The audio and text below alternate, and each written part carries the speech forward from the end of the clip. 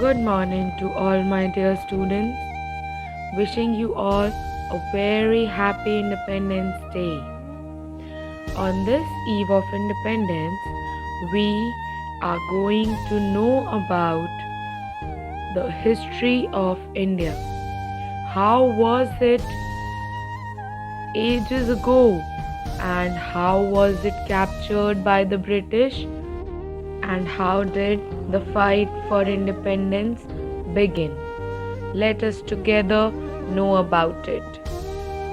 Ages ago, India was popularly known as the Golden Bird or Sone ki Chidiya. But why? Why was it called a Sone ki Chidiya? Let us together know the reason behind it. That is a perennial truth that India was once a very rich and wealthy country. India पहले बहुत rich और अमीर country था. India was a roaring trade partner in the export and import business. बहुत सारा ऐसा सामान था जो इंडिया में बनता था और उसे हम land as well as waterways के थ्रू इंडिया से बाहर भेजते थे. India's export consisted of wheat, rice, sugar, figs, ivory, precious stones, and indigo dye. Then spices were also traded from India, and textile like cotton, silk, and jute, tea leaves, as well as coffee beans were traded from India, and their payment was received in gold and silver.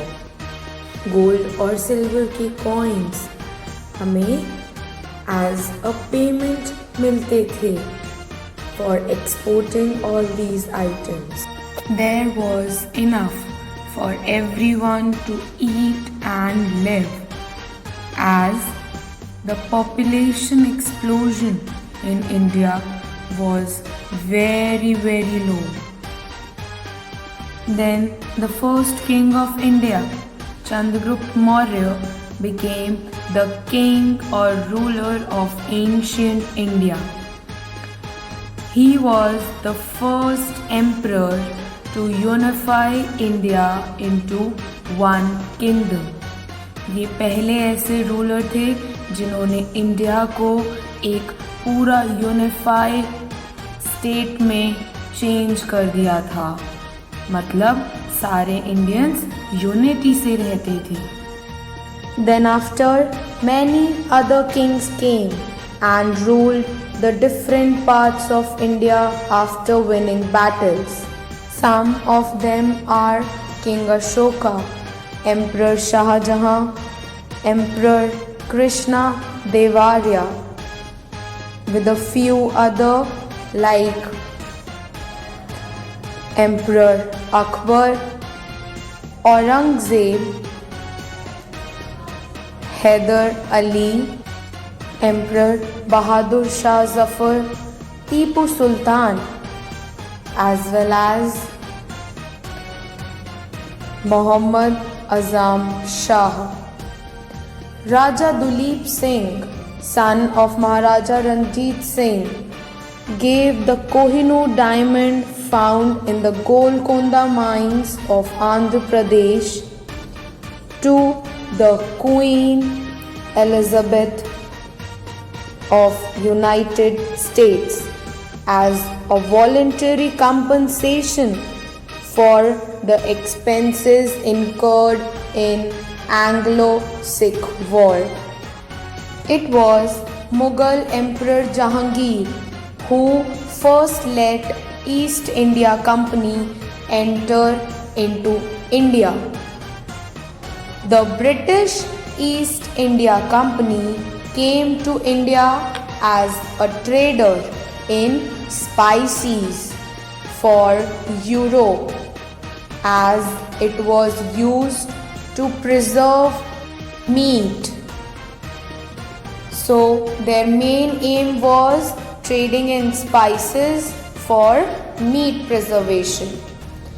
They first landed in the Indian subcontinent on August 24, 1608 at the port of Surat, Gujarat.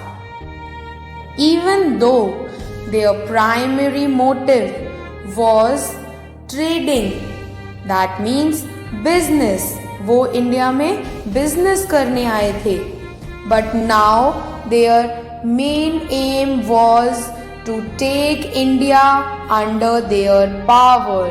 All they wanted to do was acquire the Indian territories. So they were looking for more money and action. For this, they started manipulating the kings. वो Kings को अपनी बातों से manipulate कर देते थे ताकि Kings वो ही करें जो ब्रिटिशर्स उन्हें बोल रहे हैं. So apart from spices, they now started to trade primarily in silk, cotton, indigo dye as well as tea leaves.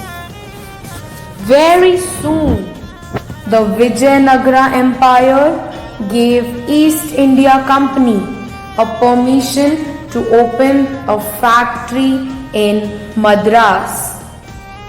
No sooner they started establishing the trading ports all over the east and west coast of India, with major communities developed cities like Calcutta, Madras and Bombay.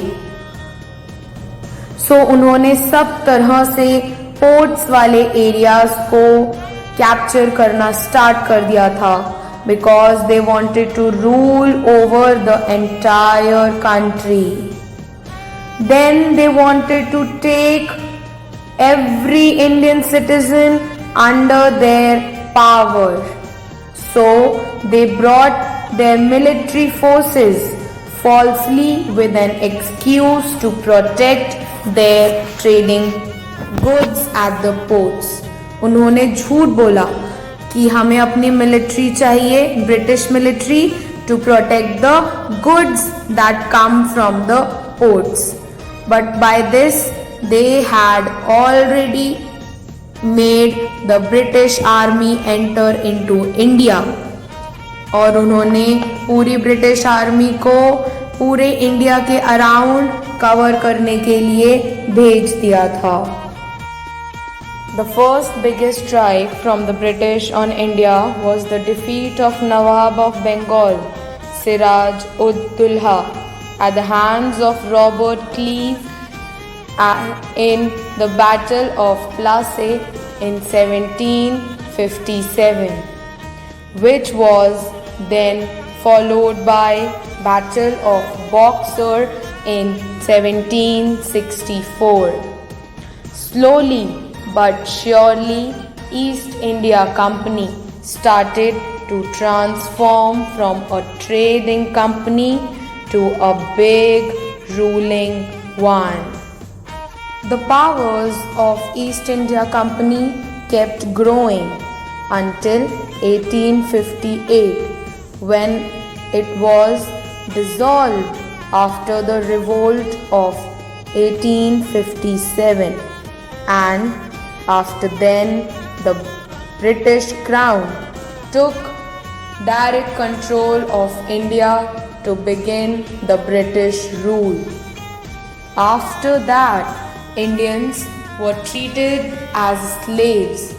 All the good produced was exported. सारा सामान जो India में बनाया जाता था बाहर भेज दिया जाता था, that too for free. They started beating Indians, capturing their lands and giving zero compensation in return. वो फार्मर्स के लैंड ले लेते थे, और उनको रिटर्न में कोई मनी नहीं देते थे.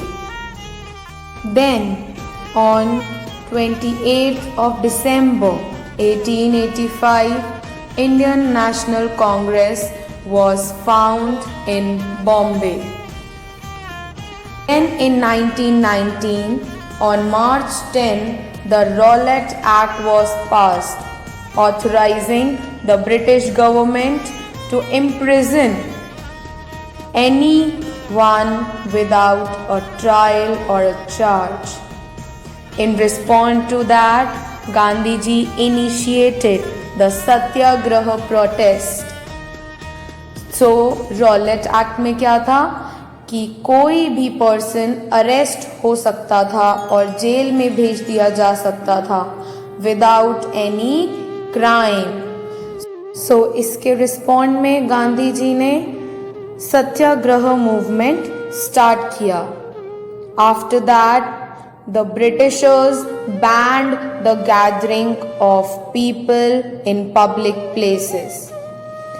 But unaware of the fact, on 13th April 1919, the people of Amritsar gathered at Jallianwala Bagh to celebrate the festival of Baisakhi, where suddenly the British military officer General Dyer, along with his troops, entered and the indiscriminated firing began, killing thousands of unarmed civilians for disobeying the order. इतने सारे लोगों पर firing start कर दी गई, in which thousands of innocent people were killed just for disobeying the order. There is a martyr's well at the Jallianwala Bagh, where hundreds of people jumped into the well to save themselves from the firing. After this attack, the crowd in the northern India responded with strikes, clashes, attack on the police as well as the government buildings. They even tried to burn the buildings that belonged to the British government. After this, Gandhiji initiated the non-cooperation movement on September 4, 1920, aiming for self-governance and Purna Swaraj, as the Indian National Congress withdrew its support from the British reforms. Then in 1929, Jawaharlal Nehru called for Purna Swaraj or complete independence. The date pegged was January 26. The next year, party members took to celebrating 26th January as the Independent Day, but it was again invaded by the British troops. 1929 में पंडित जवाहरलाल नेहरू ने पूर्ण स्वराज के लिए कहा and decided to celebrate the Independence Day on 26th of January. तब भी Britishers और उनकी आर्मी ने आकर पंडित जवाहरलाल नेहरू को रोक दिया. Now the Britishers were tensed due to the condition of World War II, which started between France and Britain on Germany on 1st of September 1939 and ended on 2nd September 1945. Then after 2 years, in 1947, Lord Mountbatten became the last Viceroy of India, intending to transfer the power by June 30, 1948. But after looking at the condition of the crowd, he fastened up the process and chose the date 15th August 1947. Then Indian independence bill को British house of Commons में introduce किया गया on July 4, 1947, and within 15 days it was passed with the creation of two separate nations, that is India and Pakistan. For the very first time on 15th August 1947, the then Prime Minister Pandit Jawaharlal Nehru hoisted the national flag Tiranga on the Lahori gate of Red Fort. There were celebrations all around. The wave of happiness widespread all across the country as the people of India had got the freedom for which they fought for so long.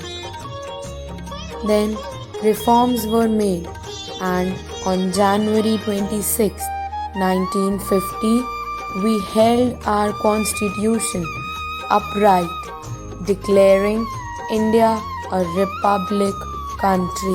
So children, this was the story of our India from the time we started our struggle with the British and how we overcame all the hurdles. So I hope now you can say that you are a proud Indian. So let us together celebrate this Independence Day with great enthusiasm and pray for the growth of our nation. Long live India! Jai Hind, Jai Bharat.